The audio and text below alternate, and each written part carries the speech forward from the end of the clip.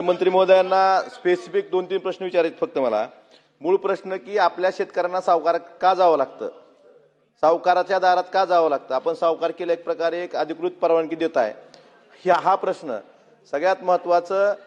2022-23 मध्ये जे कर्जदार शेतकरी होते संस्थात्मक वित्त पुरवठ्याचे ते कमी होऊन आता जवळपास 18,92,000 शेतकरी कमी झालेत। का कमी झालेत यावर सरकार काय करतंय का?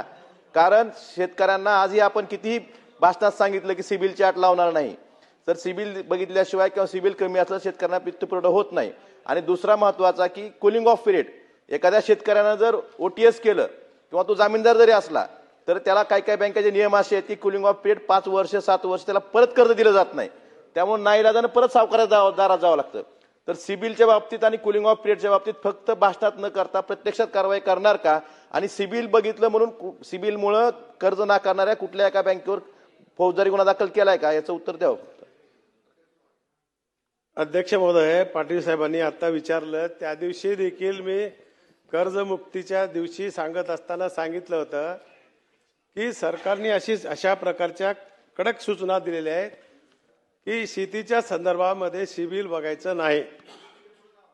आणि दुसरा काय होता प्रश्न? कूलिंग ऑफ पिरियड म्हणजे ओटीएसच्या संदर्भात देखील समजून सांगतो तुम्हाला। कूलिंग ऑफ पिरियड सहकार मंत्री महोदय, एखाद्या शेतकऱ्यानं ओटीएस केलं त्याला परत कर्ज देताना तो कूलिंग ऑफ पिरियड बँकेने ठरवला, काही बँकाचा 5 वर्ष आहे, काही बँका 7 वर्ष, त्याला परत कर्ज देत नाहीत 5 वर्ष 7 वर्ष, त्यामुळे त्याला सावकाराच्या दारात नाईलाजानं जावं लागतं।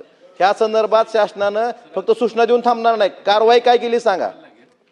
आदेश दिलेले आहेत, कारवाई चालू आहे। त्या दिवशी सांगितलंय आतापर्यंत ओटीएस जे होतं, ओटीएस जिथं दिलंय तिथं कर्ज वितरणाची व्यवस्था नसते, पण यावेळेस मात्र सरकारने ताकीद दिलेली आहे। असं कुठं आलं ना तुमच्या नजरेत आम्हाला सांगा, आम्ही त्याच्यावर कारवाई करून देऊ।